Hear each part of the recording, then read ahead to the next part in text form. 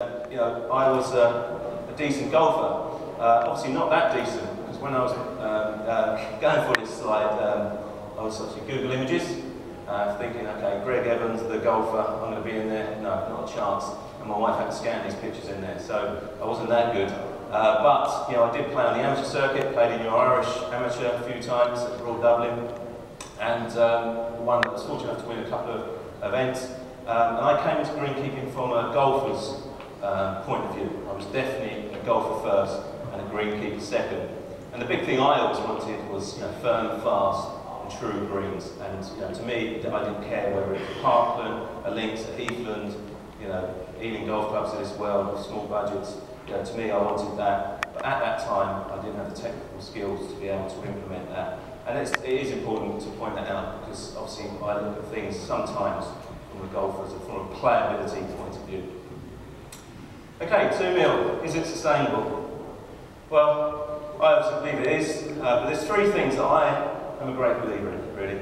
The first is that I believe you need to have a single grass species, monoculture as your parent plant. It means obviously you can have cultivars within that, but I believe you need to be picking one, whether that's fescue, bent, or a pearl sward. To get the best out of that, you really need to be focusing on one plant, and then you can put a maintenance program to that plant. Next up is on the balance program. To me, too little is as bad as too much. And at the talk yesterday on the moss, and David did some very good research.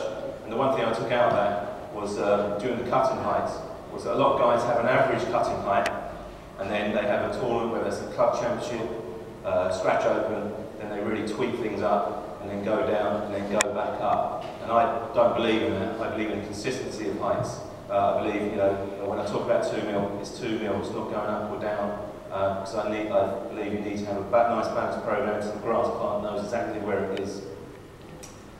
And the last one, I think the key, the backbone to any good performing surface is sward density.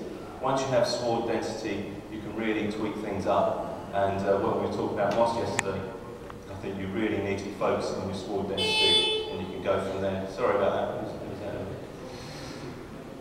Okay, my program, how do I support my type of program?